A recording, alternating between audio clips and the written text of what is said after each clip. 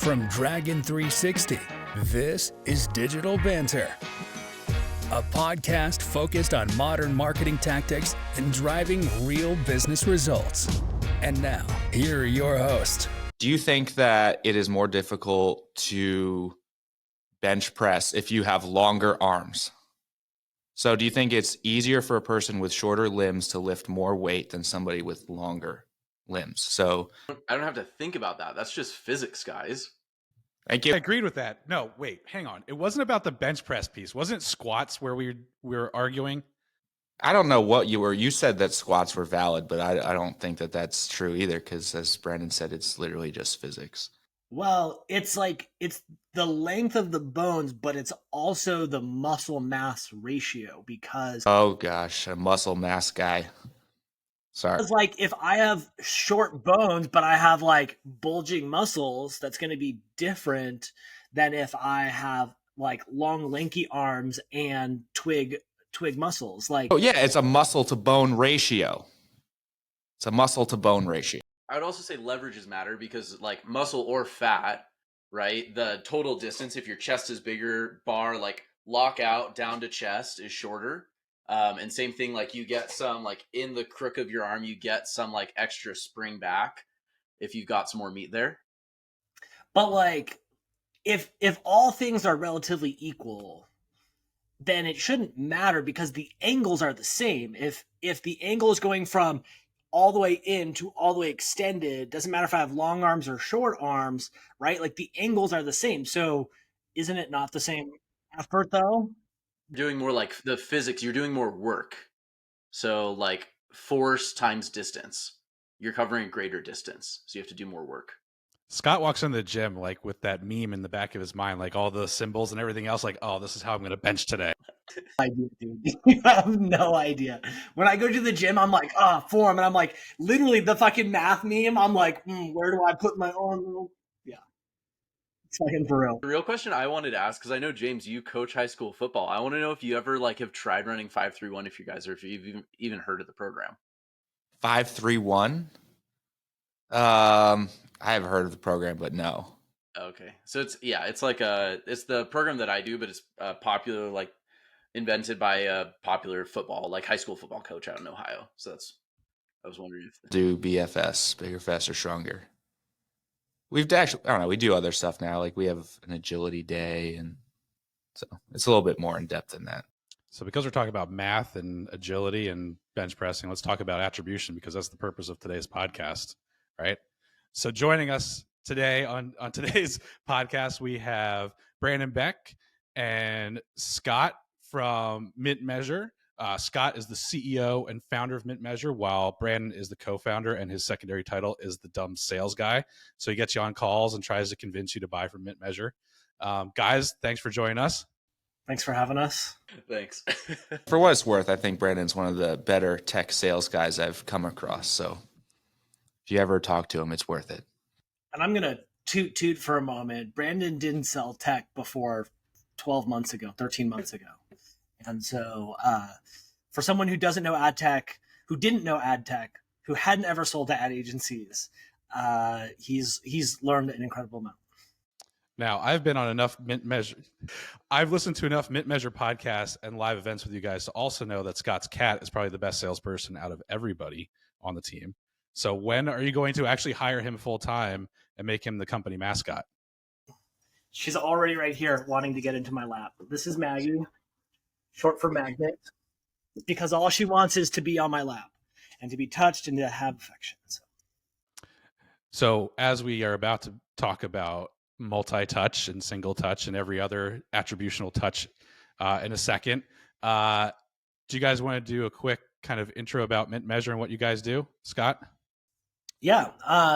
Mint Measure was the result of 10 years of ad agency frustrations. As a media buyer, getting so aggravated that I needed an analytics or I needed a this or that. And so just broadly, we are an attribution tool made by media buyers for media buyers to give the agency the insights that they need to be able to prove to their clients what's working, ask for more budget, and be able to improve results. And there's some unique things about how we do it, but at the end of the day, like most of the time, ad agencies struggle to be able to look at all of their data to make sense of it and turn that into a compelling story for their client. And so we're helping to not only provide the data that they need, but help them to turn that into a story and know what to do about it. And there's really kind of like that gap of analytics knowledge at the agencies that we try to fill. I mean, I can tell that story firsthand. I think one of the first things we'll get into is how we've been trained on the analytics side, right? So I know a big part of what Mint Measure does is talk about how the different channels work together and what all advertisers want, agencies want.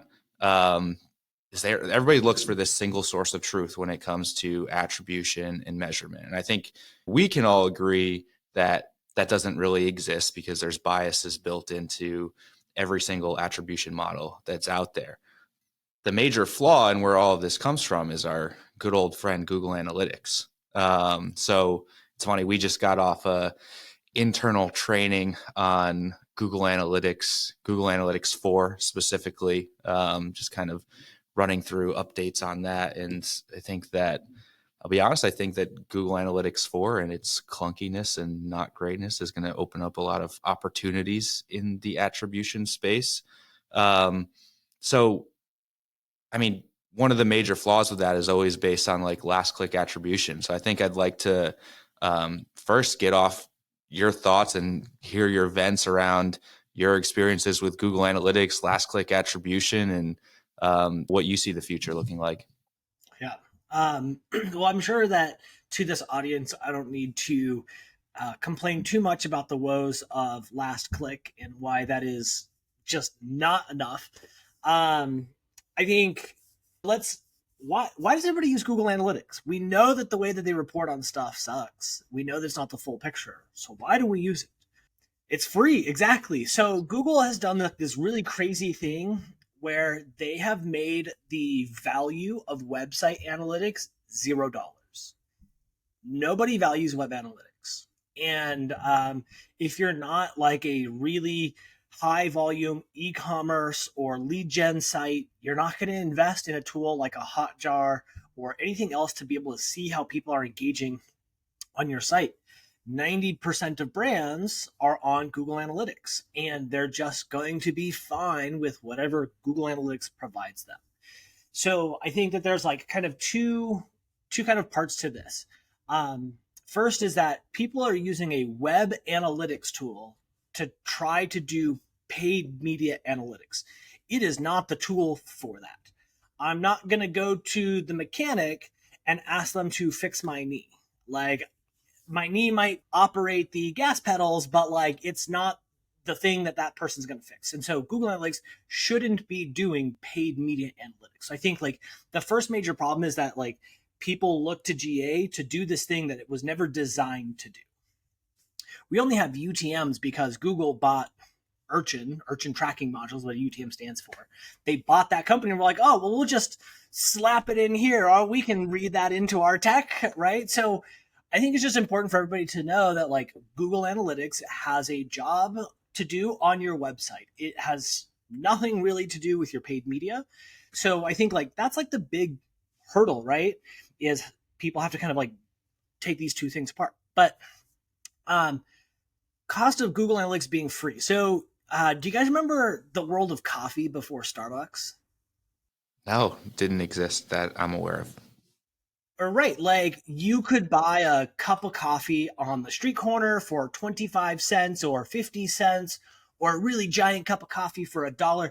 But nobody ever thought that you were going to be able to charge more than 50 cents for a cup of bean water. Like people just, it's coffee beans and water. And then Starbucks came along and said, we're actually going to just zhuzh up the experience, give you something different. And now we're going to charge $3, $4, $7 for a coffee.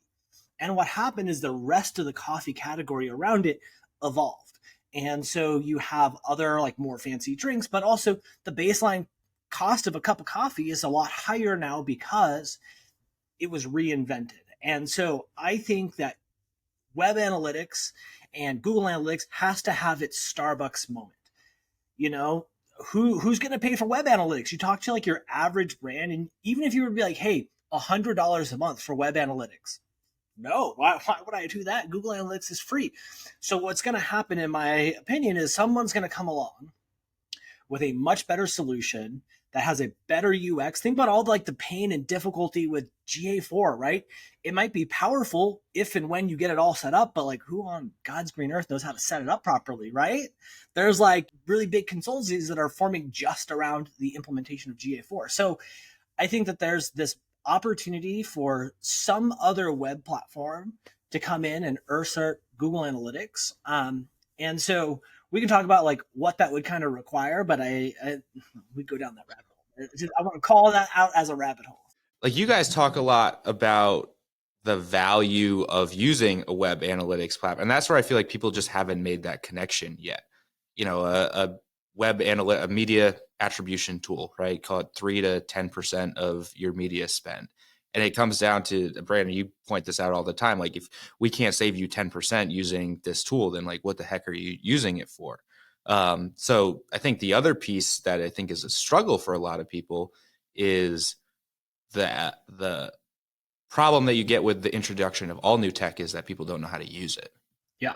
Yeah. And that's always tough. And so there's a lot of hesitation when somebody is introducing a new data source.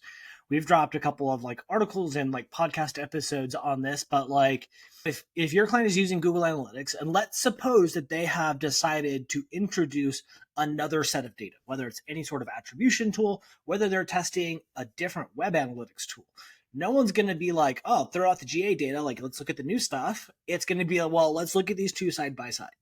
Do these make sense? Are they close enough? Do we believe the new data? I think there's a really big mistrust in the data. And we hear from people all the time, oh, I don't think attribution data is trustworthy. I don't know if I can like really trust the answers that I'm getting. And so I think like those are like two of the main problems around that. I think a great thing to call out there, though, is people right now are doing the side by side of GA and GA4. And quite frankly, like that data is, I mean, I've seen upwards to 30-40% different in scenarios. So there's to do in this world.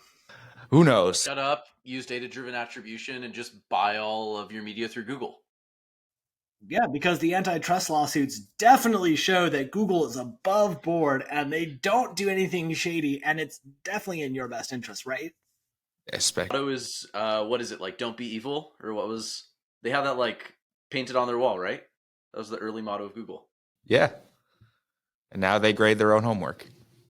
You know how I know you've been in tech for 10 years, Scott, is because you mentioned Urchin. And you could have just kept going through all the legacy GA codes, right? Urchin, GAT, GAC, UA, right? I remember those days. I remember. Just throw the Pepperidge Farm meme in front of me. I remember. Yeah, Pepperidge Farm remembers exactly. So it's easy to like kind of shit on Google Analytics and be like, it's tough and it's hard. But like, I would challenge you guys. Can you guys name even just one web analytics alternative? Mixpanel, Adobe Analytics. There's another one that I looked at that was like European based, but it is very inaccurate. But yeah, you're right. And I think you brought up a good point with like the Google Analytics experience and it being before GA4, it being somewhat seamless, intuitive, right? And if you compared that, go back, 3-4 years, James, maybe to Adobe, clunky as hell. You couldn't find anything. The customized setup, everything associated with that.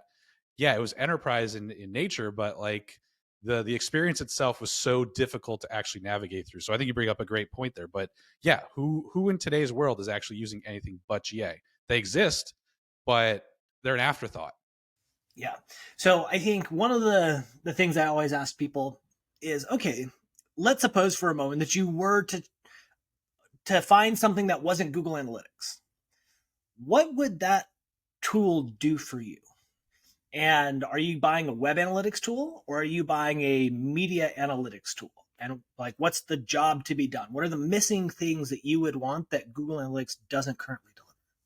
Yeah, I mean, that one to me is clear. That's on the media side. It's the ability to measure all channels equally. I mean, typically if you're using Google Analytics, you're also reliant on only the Facebook pixel, only the LinkedIn pixel, only your programmatic pixel, like basically each channel in its silo. And then there's always somebody on the back end saying in Google Analytics saying, hey, how come our Facebook conversions don't match Google Analytics? Or like, where's the view through data or shit like that, right? And that's the piece that is inherently missing in my mind. But I think also we're talking about two different stakeholders in a lot of organizations, right? We're talking about paid media as far as channels that we're talking about specifically. And then we're talking about ownership of the analytics side, which does not typically lie with anybody that's handling paid media, whether that's agency or in-house. Web analytics handled by marketing ops, CTO, CIO, especially as you move up the ladder of organizational size, it becomes more bifurcated.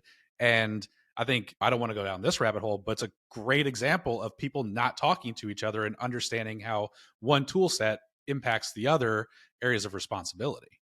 I think a lot of this also stems from the fact that the intent of paid media analytics and attribution has always been around justification. And so tools are built to serve a CFO and the CTO and the non-marketing stakeholders in that equation, where the marketing stakeholders in that equation would say, yep, James just said exactly what I want. And the CFO would say, why the hell does any of that matter? I have all the data in GA. I hate the people who try to also measure like UX stuff in GA.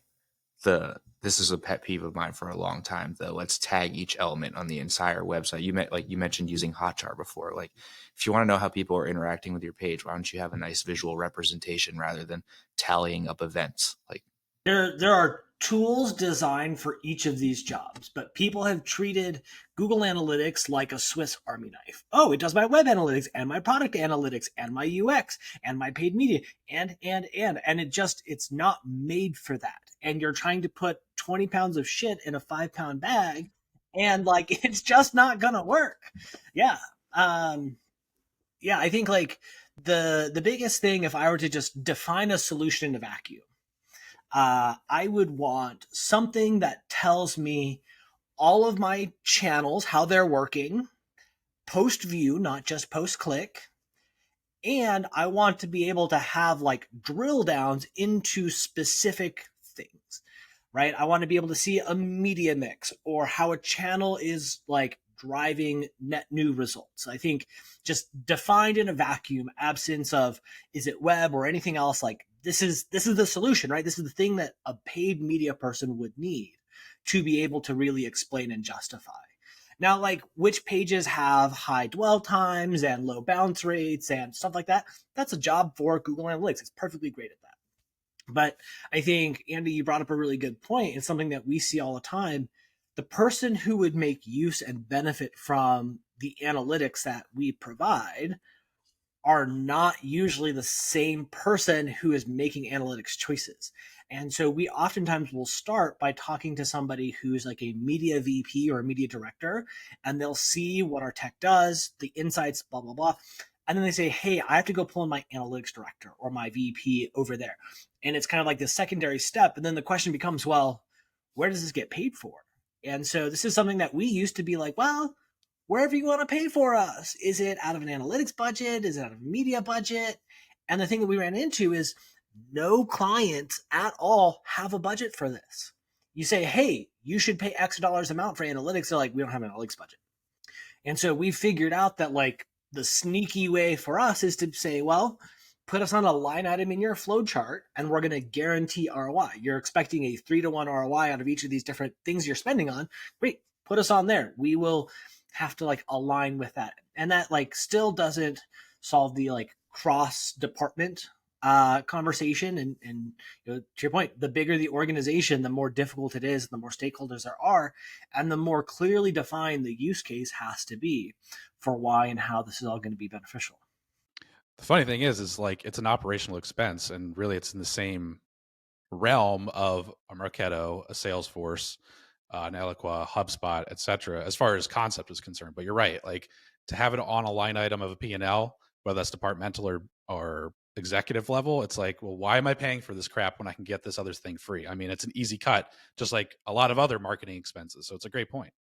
Right. Why am I going to pay $3 for a cup of bean water when 50 cents is all the market would bear? Right. So, the thing that's really interesting though for us is that there's so much skepticism, doubt, concern, worry that like, hey, this analytics just might not be useful, might not be insightful. And so once we like have a chance to work with people and like show them what is contained and like how it gets applied, what we found is actually most of those barriers go away. And the excitement and the like trust in the solution increases quite significantly. So I'd love to understand, like, from your guys' perspective, like, how do you coach clients when you're saying, hey, you should be transitioning over to this other thing, or hey, here's this new data source? Like, how do you get them to take that first leap? And then how do you typically like continue to build that trust and confidence with them?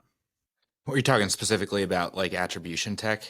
Or anything in general, I guess. Like this doubt and proving it and building that trust, like that happens across any of the disciplines that we do as agencies.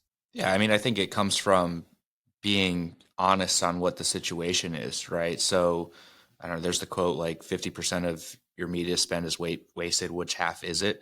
I think as agencies, like it's our job to figure that out and reduce which half that is. And if we're able to admit the shortcomings in the process and then work toward, I mean, like anything, a client wants to know, obviously everybody wants things to be all good all the time, but it's about focusing on what isn't working and the three things that you're doing about it, right? So if you were to take an attribution tool into place, it's like, okay, the problem that we're having is like we're struggling to justify spend across these different channels because we're not easily able to say what's incremental, what combination of channels is driving results, and you're going to get a better ROI if we have this tool in place. So that's where it becomes part of the tool set to solve that specific problem. And I think that's like anything. If you're pitching new creative, new landing pages, most typical agency upsells are going to come from trying to solve an existing problem. But also stems from a partnership and the relationship that you build, and then identifying what those expected impacts are. So if we're talking about a 3-to-1 ROI because of implementing a tool, okay, so what does that flight plan look like, and what's that test and learn methodology round out to be? Are we talking about a 3-month pilot where we're going to side by side the data? How are we going to measure that data? How are we going to compare it? And how are we going to report out on those results? It's mapping out those scenarios when we're talking about either a short-term investment or a long-term shift that has to come out of that short-term investment. I mean, it's all about, and then also because of our client base being a very strong mix of B2B clients, there's an element of quantitative versus qualitative data. Right? We are never going to have a single source of truth that has, well, number one, we're never going to have a single source of truth. We've established that on multiple podcasts now. But we're not going to have any source of truth that's going to combine those into one single view. It just doesn't exist because it's two very disparate data sources and data contexts. So quantitatively, if we're talking about a 3% ROI lift based off of a new measurement protocol, great. There's the quantitative piece of things. Now, qualitatively, how do you create the buy-in to leadership that has to therefore expenditure that? And whether that's a line item itself or baked in as a markup, right? There's a level of veil of transparency there, but also there's a veil that has to get lifted there when it truly comes to fruition. So you have to speak to that at the same time about, yes, we're looking at clear-cut numbers of ROI, but here's the qualitative path to proving that out, and here's the hypothesis of where we're going to end up. Yeah. And it's a lot of pre-planning. It's a lot of managing expectations. It's a lot of coaching and teaching and, letting them know what they can expect. And, we oftentimes will do like a mid-max. Hey, in a worst case scenario, this is what it looks like. In a best case scenario, could look like this. And the interesting thing is when you are doing this type of work with clients, all these things that we've talked about and that you mentioned, Andy, have to be done up front. Because if any of this happens on the back end, it just sounds like pure excuses. It's like, oh, well, of course you're saying this now. It's not going well. Oh, of course you're going to bring this up now. Like, right? And so a lot of this is just managing that client expectation, making sure that they know what they can. The potential pitfalls, hey, there's a potential pothole over here and over here. Like, we're going to try not to step in it, but we might. right? And it comes back down to that partnership and having that trust and rapport with them so that they can trust that, like, even if you do step in the pothole, that you're not going to tip the whole car.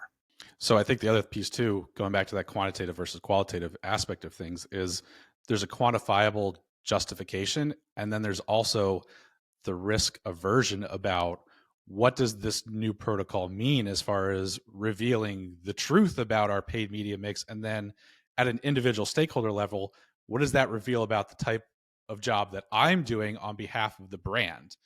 And I would love to hear from you guys, like, what do those conversations kind of, how do those play out? Because I'm sure you've seen the full gamut there, from leadership down to peers that are implementing these different types of attribution, whether it's a mince measure tool or a different kind of aspect of things that are getting unexpected outcomes, let's say.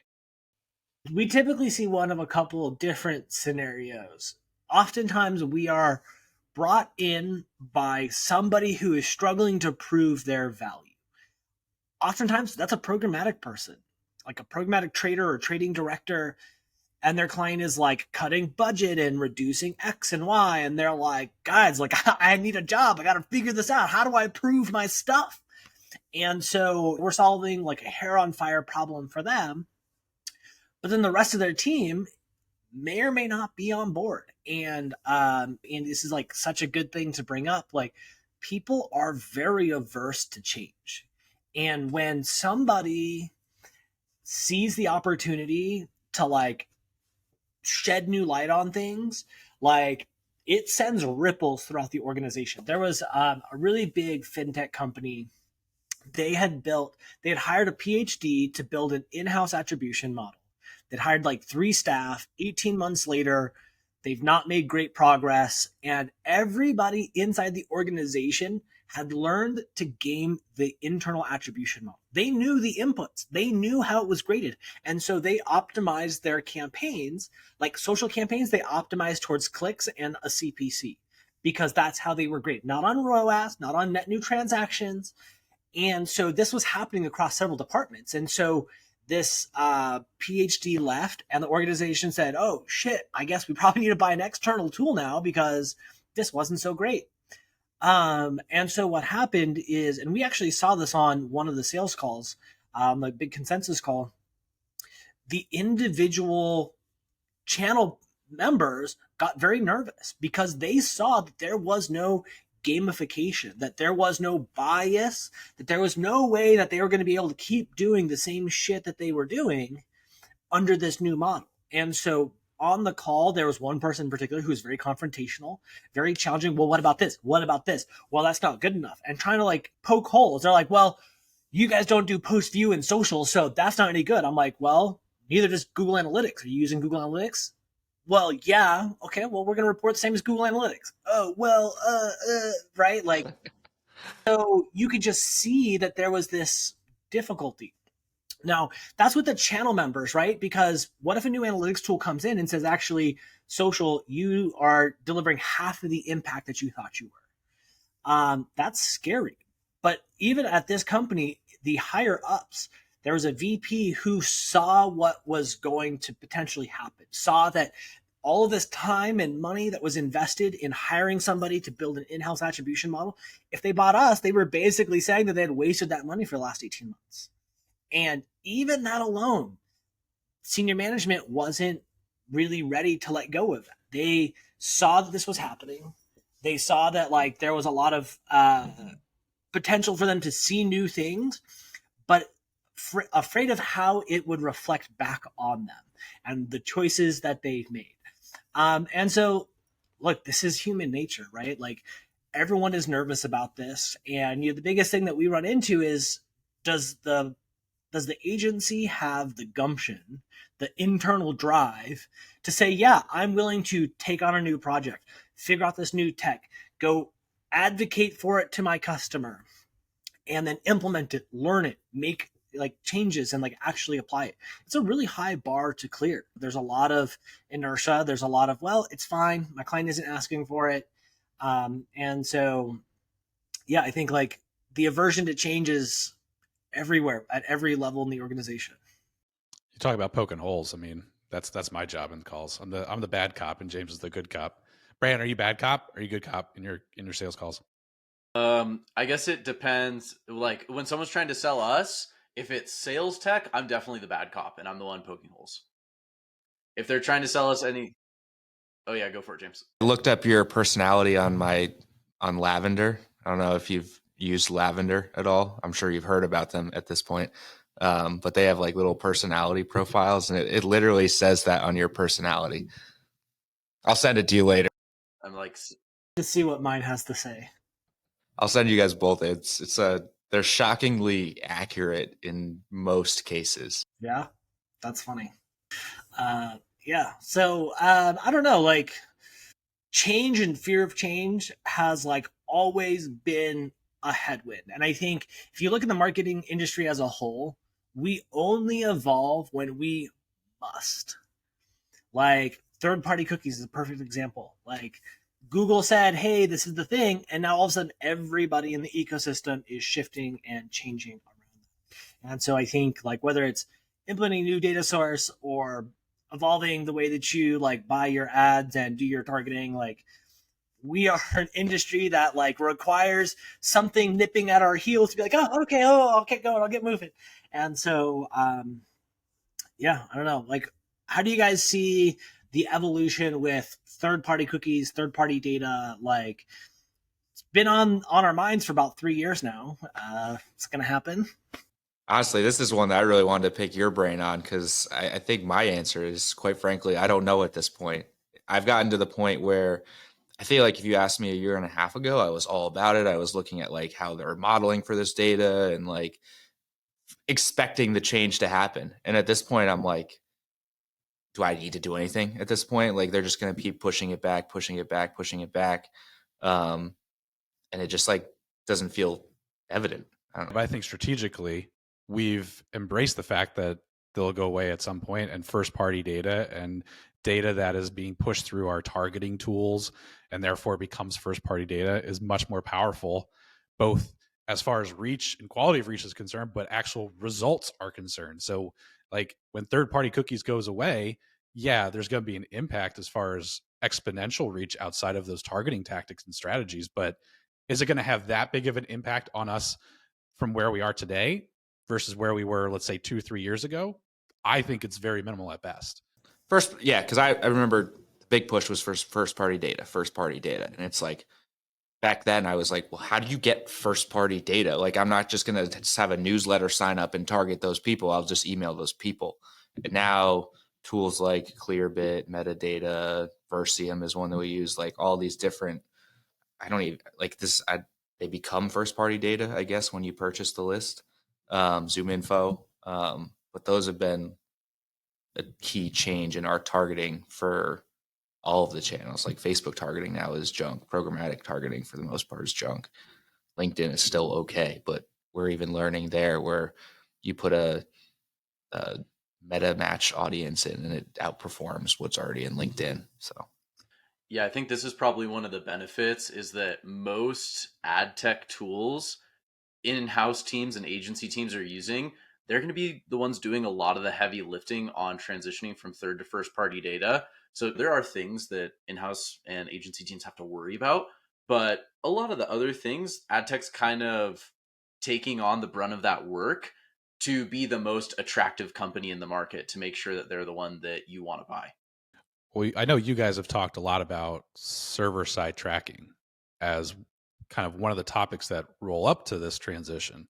I mean, point blank, what the hell is server-side tracking and why should I care about it? Yeah. So the easiest way to describe server-side tracking is we take a third-party tag, our third-party pixel, and we make it a first-party pixel. So our tags, they are mintchip.mint measure. We call our cookies mint chip cookies, so that's why the URL is that. So what we do is we take our URL and we make it mintchip.brand.com. And when we make this change, the tag is now a first party tag. And then we set it up so that the cookie, the first party cookie that gets generated, is stored outside of the browser. So server-side tracking is actually the solution that Google offered up when they announced the death of third-party cookies. They said server-side tracking is the way to go. It's safe, it's private, it's secure. Now, the big problem is that when you take this type of approach, the brand begins to build their own first-party data set with their own first-party cookies, but that's only as big as the brand is. So if the brand only has 25,000 website visitors a month, that's the maximum size of your identity graph. So it's great for web traffic and maybe remarketing to those people, but it's not great from an acquisition standpoint. It's not great from a prospecting and like growing your business. So server-side tracking certainly has a place. It is typically really helpful in fortifying and improving attribution data, but it's not like a panacea, right? It's not like well, if you just get this first-party data and the server-side tracking, like it's all fixed. It's one part of the equation to improve the underlying data for your analytics. So I think around death of third-party cookies, I actually today am not convinced that third-party cookies will ever go away. And if they go away, they will be replaced by some other interoperable ID. And so, James, I think I was very similar that if you'd asked me like a year ago, I was like, yeah, it's fucking happening. We got a plan for it. Let's build. Let's go. We got to, right?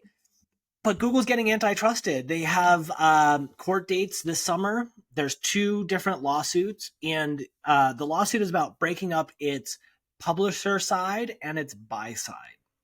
So the entire reason why Google announced the death of third-party cookies is they own everything. They own the publisher side, they own the intermediate technology, and they own the buy side. And so there's really kind of like these three pieces, right? There's pub, the exchanges and the tech, and then the buy side.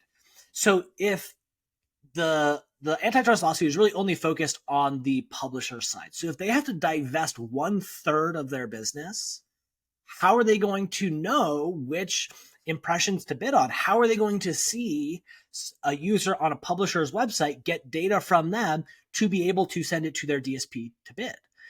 Well, if not third-party cookies, there must be some other interoperable ID that will allow the publisher to communicate with their buy-side tech.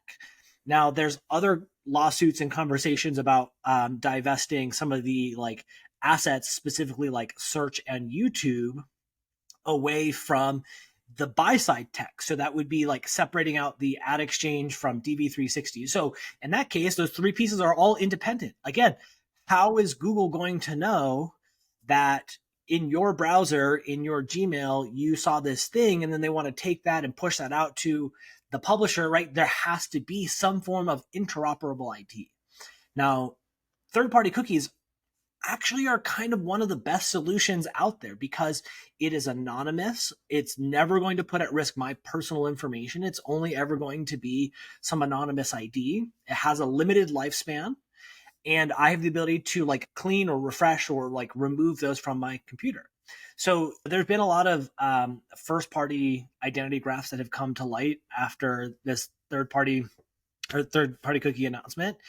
But I actually argue that those are worse, way worse, because if something is built off of hashed email addresses, live ramp, and let's suppose that there were ever any sort of a privacy or a hack or whatever, which we know in our modern day happens, well, then it's actually my information. It's my actual email address, my actual phone number, my actual whatever data that they have on me that's getting leaked, that's getting like out there. So I think from a risk standpoint, first party identity graphs are actually far more risky than third-party identity graphs. And look, third-party cookies might not be the long-term solution, but there will have to be some sort of interoperable ID. And so there's just no way that Google can divest 1/3 of its business, publisher side from the buy side, and not have to play nice. And look, maybe that's where like a UID comes in, or an ID5 or Loadme or any of these other solutions that are out there. Maybe there's a completely new solution. You know, I'm a big believer in consent. And I think like when we look at the entire ecosystem right now, the big thing that's missing from all this is users having consent. Like how do I as a user have the ability to control my data or manage my data? Like, I don't really have that ability. I go to every single website, I have to manage every single website separately. So I'm a big proponent of what I call like, it's like the USB drive for your website visitation. Imagine you go to a website and this little virtual USB plugs in and says, hey, I'm willing to share with you that I'm a male ages 18 to 49, that I live in Salt Lake City, and that I make between $50,000 and $100,000 a year. And that's my default. And I manage that consent on every single website. Now, if I want to go read free articles on New York Times might say, hey, give us some more of your behavioral data. We'll serve you some ads and then you can read this article for free. Right? So this is just like one idea, but like this is rooted with the user at the center. And so I think that it's not just a matter of, is there a tool or a company that can offer this, but I think there also has to be legislation that goes along with this and assigns rights to users for their data and to control and like consent their data, a la GDPR, called a digital bill of rights. But like, it's my data. Doesn't matter where I am or what platform I'm using, it's mine. And the current world that we live in is I will give away 100% of all of my data and all of its rights and all the monetary upside in exchange for using your service for free. Facebook is free, but they get all of my data. They read everything off of my phone. Gmail is free, but they read everything I've subscribed to and turn around and sell that. And so I think that this world structure is going to change. I would actually personally, I'd pay $3 a month for Gmail if it meant that they didn't get my data, or I would pay $5 a month if it meant that I got a rev share with them on any data of mine that they sold. Or how many people would use Facebook for $2 or $3 a month if it meant that there were no ads or very limited ads, right? We're seeing these types of like business models arrive. Netflix's ad supported tier, all these different streaming services, right? Like, I think it's not too far in the distant future where there's the opportunity to pay for a service and limit the amount of data that that company is collecting versus free service for signing away my data rights. How much would you pay for TikTok? So I would pay $5 a month for TikTok. I'm dead serious. To release your information or not to release your information? For them to use my data only to improve my experience, but to not sell my data anywhere else, or to like not serve me ads. In the US or outside the US? Yes. Because like, look, I actually think that TikTok makes really good use of the data that they get. So, okay, last night, I text my friend and I'm like, hey, I'm going to skip my workout tomorrow morning. My lower back is hurting. Not 10 minutes later, does a fucking TikTok cross my feed and it's like, lower back pain? Do these exercises. And on the one hand, I was like, okay, this is creepy. But on the other hand, I'm like, but actually though, like my back hurts. So like I stood up and I did a couple of them. I'm like, wow, okay, that was good. Like that's a great UX. Like, sure, it's a little bit creepy that you're reading my text messages, but like actually, damn it helped. And so like, as a user, that sort of customization is great. But what I don't want is now to see ads for the next 4 days from Icy Hot and Bengay being like, oh, ice your pain, right? Like that's the part that becomes annoying to me. And so like, yeah, what would I pay for TikTok or any other service? Like think of all the things that we use for free every day. How much would you pay to privatize that, to not share your data? And I think most people would pay something. Scott, I really thought you were going to say that you got the Papa Swolio TikTok. Go to the gym. Go to the gym. Yeah. Yep. Sorry, guys. It's all right. So I want to circle back to server-side tracking, but in the context of educate me about server-side tracking as it relates to every other attribution model theory, from mixed media modeling to incrementality to multi-touch, bimodal, the whole 9 yards. Like, where does it wrap into it? And is it its own thing? Is it in conjunction with those? Like, how does that play out? Yeah. All right. So we're going to have to unpack this a little bit.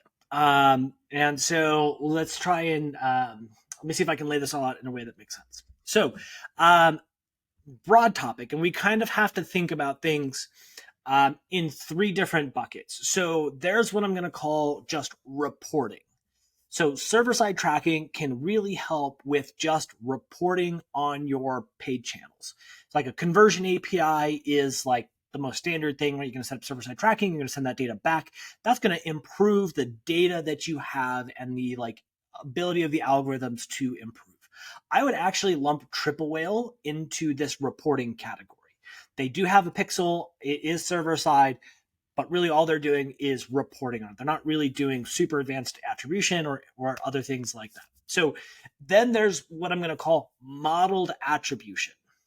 So model attribution is any analytics methodology that starts with some baseline data and then extrapolates or estimates cross-channel performance or credit or anything like that. So Rockerbox is a great example of this. They also have a server-side pixel. And so their primary methodology is ingesting API data, log level data, and then they use the log level data with the server-side tracking, and then they run their models and algorithms over top to estimate channel contributions. And then the third category is what I'll call direct measurement. And so LeadsRx used to take this approach before they got acquired. And then I think we're the only other technology that I know of that takes this approach where you measure every single impression, conversion, and server-side tracking is one of those direct measured inputs. And so the biggest difference between this approach and the modeled attribution is that in the direct measurement, you are just cleaning your data and then there's no extrapolation or modeling. And so we deduplicate users across channels. So instead of trying to estimate how many people saw Facebook and then search, we've measured every click. So we know that it's X% that saw Facebook and then clicked on search. And so the role of server-side tracking in all of these is really to fortify the underlying data. And from a reporting standpoint, right, you're just trying to like get back to full, get back to like what's real. On the model attribution side, you're trying to get a better baseline sample in order to be able to do your extrapolations and your estimations. And then in the direct measurement world, you're again trying to like get back to that like full picture, but with the lens of analytics and performance. One thing I'll add in here, especially on the B2B context with server-side tracking, is unlike browser-side tracking, where we have max a 28, 30-day cookie window, you can set the lifetime of those cookies within your server. So you can have a lifetime cookie on a user. This is especially useful, I think, in B2B attribution and tracking, where sales cycles are long and you've got multiple people involved in a purchase decision. So I think there's an opportunity. I haven't seen anyone do this. I'm not sure it's on our product roadmap for the immediate future, but I think while third-party tracking is still alive and there are identity solutions that can identify what company a user works at when they visit your website, that married with server-side tracking, I think could create a really interesting attribution or intent tool for brands internally. I think that's a great point that you bring up, though, too, in the sense of given the changes that we've seen. So James and I have talked about this before, and you guys know this, that we use Clearbit on our site, and we advise clients to have Clearbit on their sites to get another source of data about who's visiting the site from an account perspective.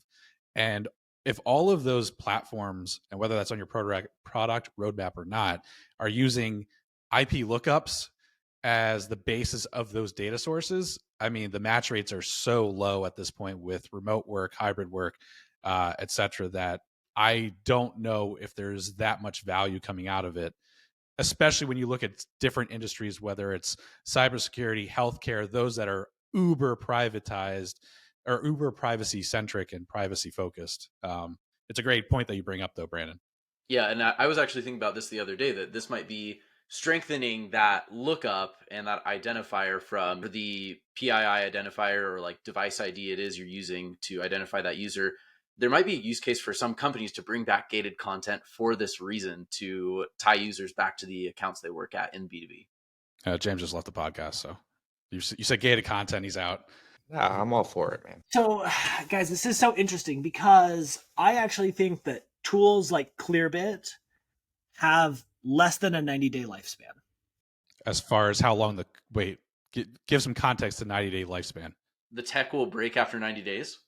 So starting July 1st, there are 5 states that have privacy regulations. Having this sort of data capture on your website from a third-party tool and doing all the lookups and whatever, starting on July 1st, will be considered a sale of personal data. IP addresses PII. We just went through this whole rigmarole with Hyundai and like, it's a whole fucking thing. So if you're using IP address to look up somebody's company and their other PII, email, phone number, where they work, right? That's already problematic. Under these new privacy rules that start, any third-party provider who is doing that on behalf of an advertiser has to have a special type of arrangement and legal processes and documentation of their relationship. Otherwise, that is considered a sale of personal data. Mint measure tracking a conversion event on an advertiser's website is considered a sale of personal data without the right paperwork in place. So there's all of this stuff that's happening that is currently kosher for the next 90 days. Past that, you're going to start seeing these states start to crack down, and you're going to start seeing companies requiring new sorts of paperwork and adaptations and whatever else. And like the scary part is like, how do you keep up with that? Who's going to tell me what I need to do? Who's going to be the one that comes in and says, hey, actually this thing is okay today, but it's not okay on July 1st.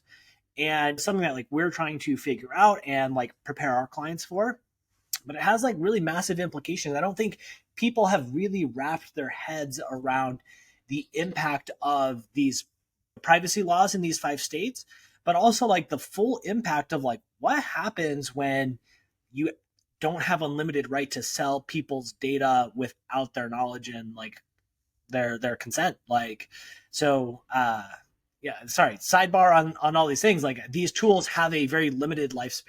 And if it's not 90 days, by the end of this year, you'll either have to change how you work with them or they will probably be fine.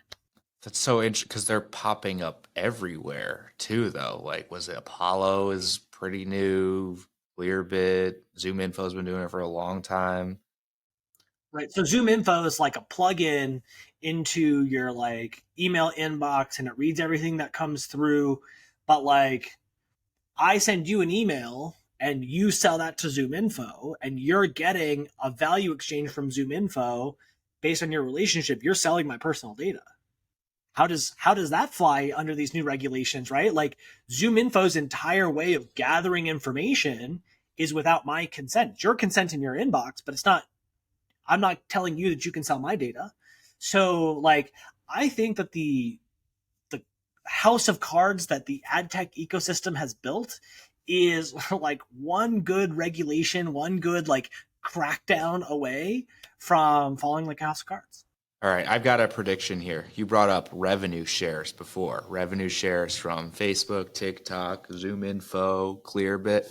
I'm all in for these revenue shares because ultimately we're going to have to create the universal basic income because of AI, right? We're all going to lose our jobs to AI, and that's how we're going to make money in 10 years is based on revenue shares with tech platforms that were built by AI. So don't encourage them, Brandon. Just don't even engage.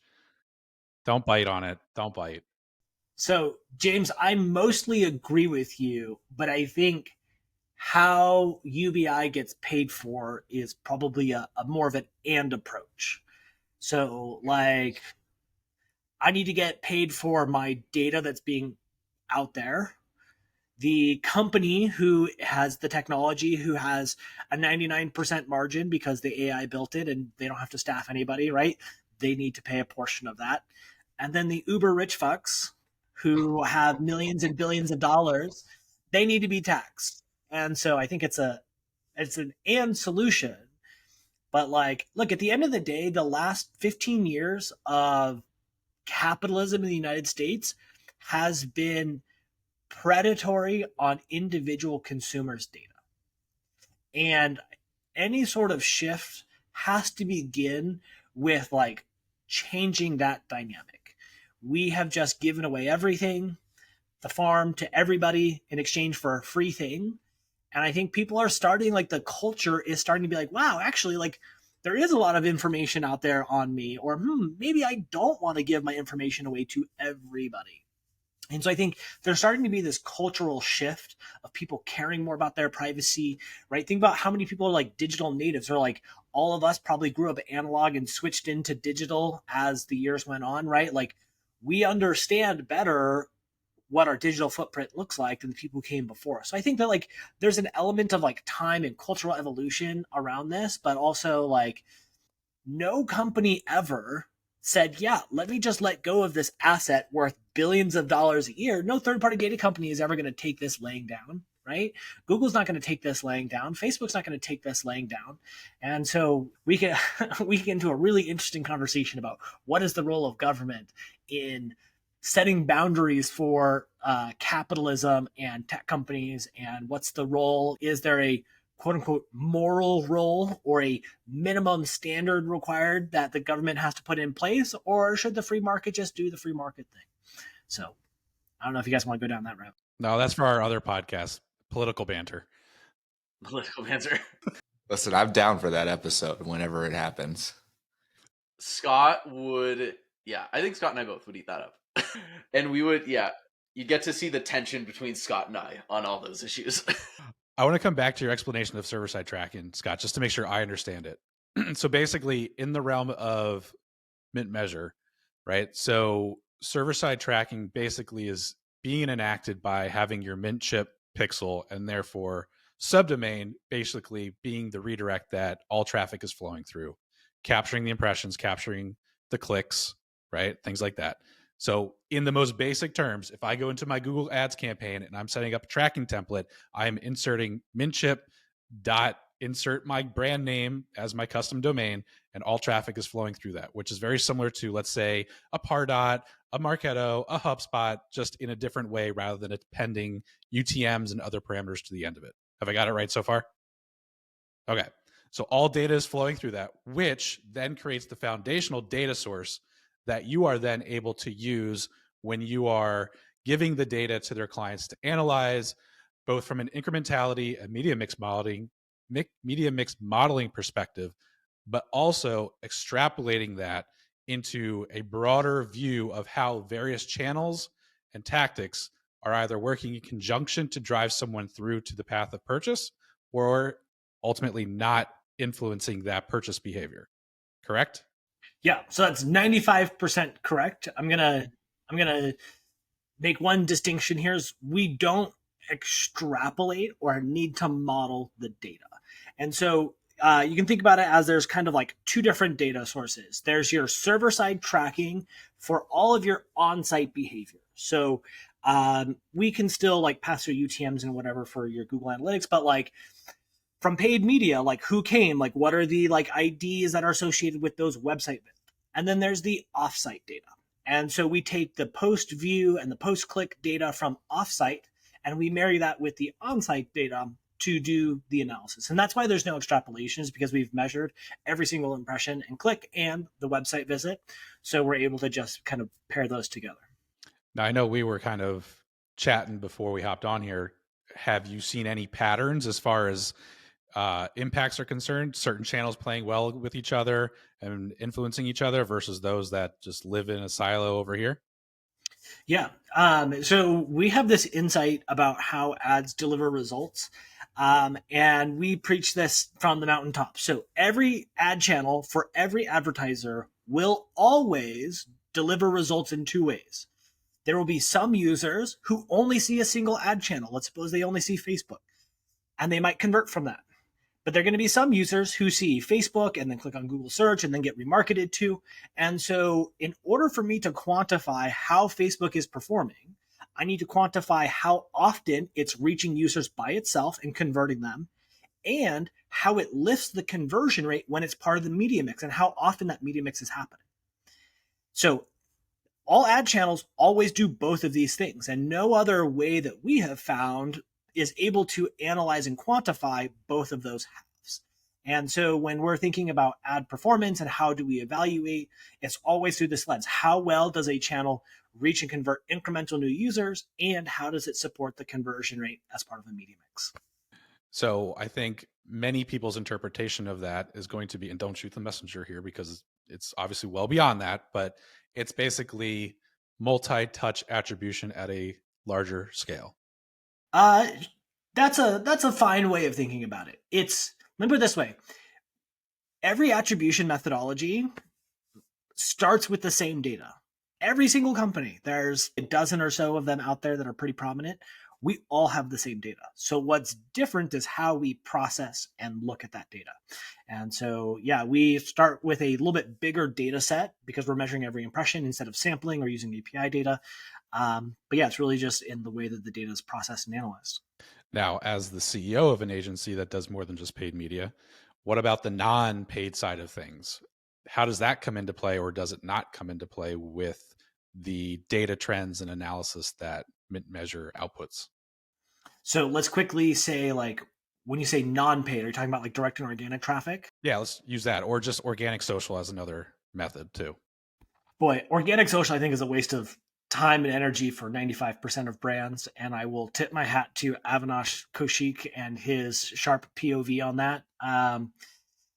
But like, okay, so for direct and organic traffic, right, from a web analytics standpoint, the way that we look at it is we are going to tag every single paid channel, email, text message, programmatic, search, etc. So if we see a website visitor that did not see any of those paid media channels because we've tagged everything, that's either direct or organic traffic.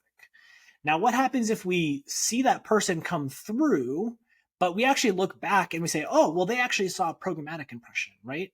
So we're able to then see the volume of traffic that's coming through attributed as direct and organic, but be able to look back and say, actually, it was influenced by this. Or maybe they come to the site for the very first time through no paid media, but then they're retargeted by email and by text message and by programmatic, right? We're able to parse that out and help the brand to understand where that's fitting in and if it's starting as direct or organic and being closed by paid media or vice versa. What about dark social and our boy Chris Walker? Can you measure that? You can't. No.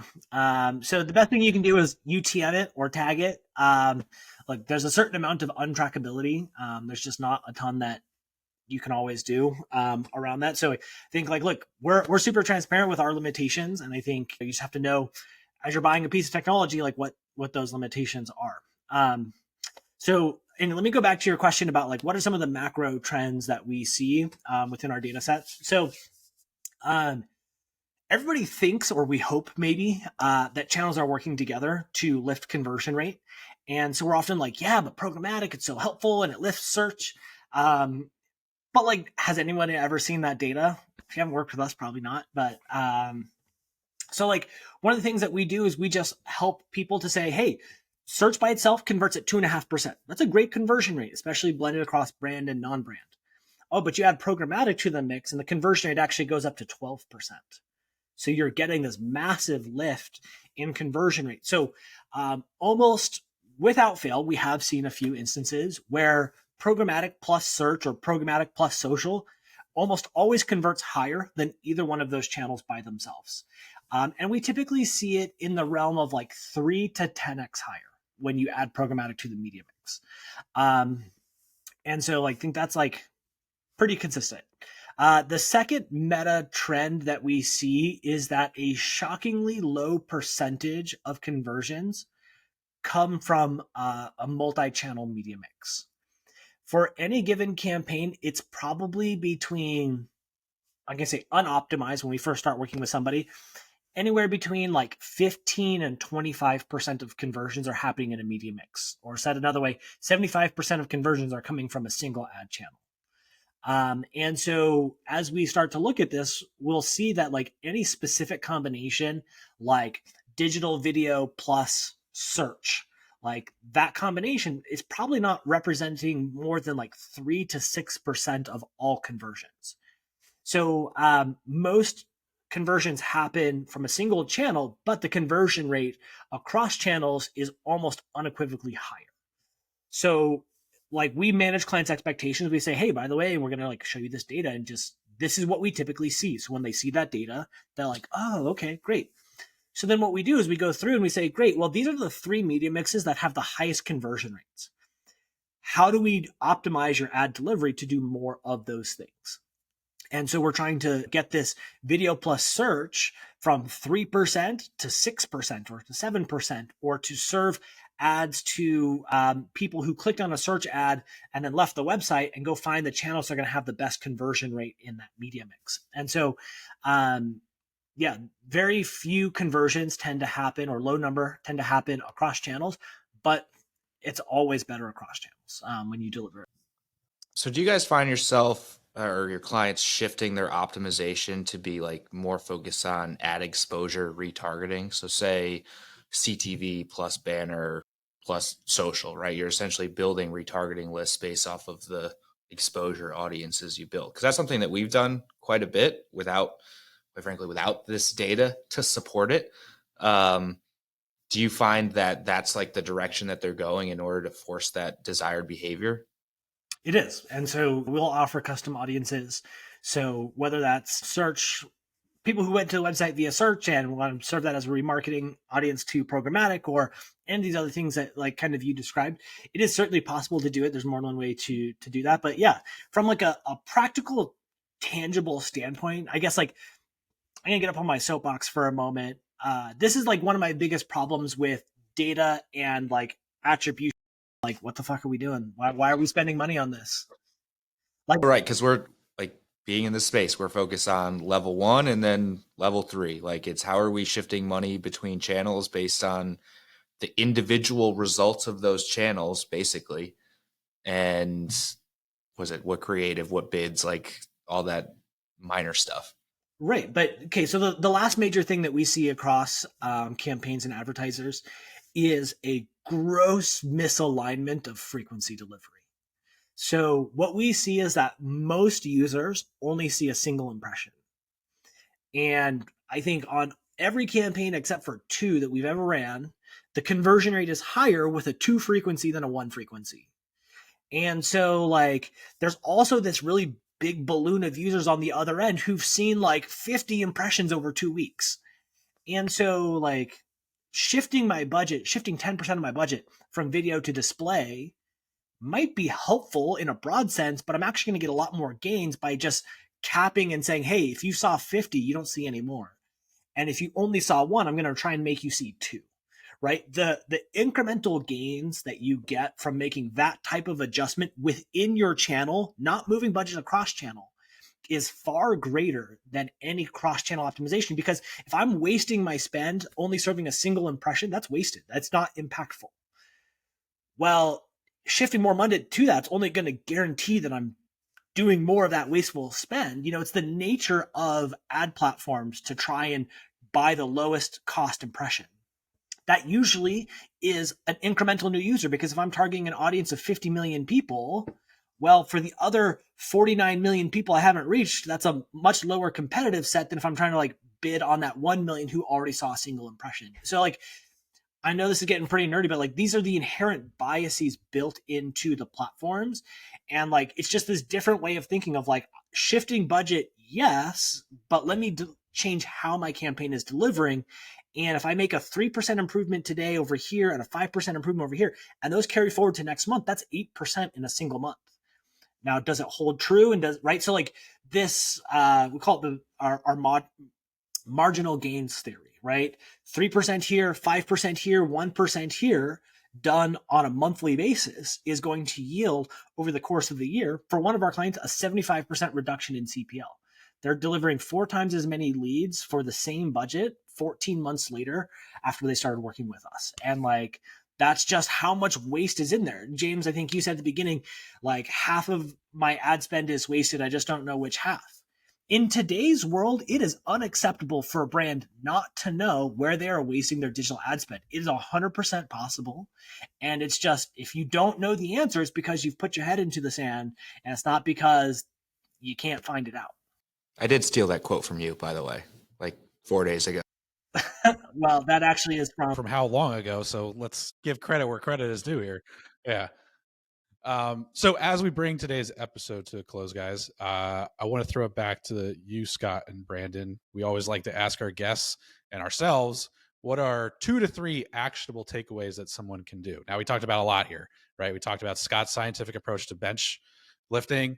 We talked about James's short arms and how they impact or don't impact his bench press, all the way through the TikTok and Scott's ability to pay for $5 just to keep his data privatized. So what are 2 to 3 actual takeaways that are outside of those topical discussions that you guys would give our audience when it comes to Mint Measure, but also kind of attribution and all that encompasses? Yeah. I recommend people go check out Open Web Analytics, OWA. It is basically Google Analytics. It is free. The only thing you have to pay for is the data storage on your own server. So you download the software and you're going to pay something like $12 to $36 a month, depending on how much website traffic you have. It's a great alternative to Google Analytics. It is GDPR and CCPA compliant, and it's open source. So whenever there are updates to it, there are people who are doing like major projects or fixes or anything else. Like it's free. The only cost you pay is your web hosting. So for anybody who is looking at GA4, who's maybe looking at crazy consulting fees or whatever else, like Open Web Analytics is a really, really good alternative. And it's worth checking out. Maybe you don't use it. Maybe you can't convince that CFO to get off of your Google Analytics, but like it's, in my opinion, probably the best free alternative out there. Brandon, you got any? Do you have a piece of tactical advice takeaway? Yeah, other than like go follow Papa Swolio for a good laugh every day.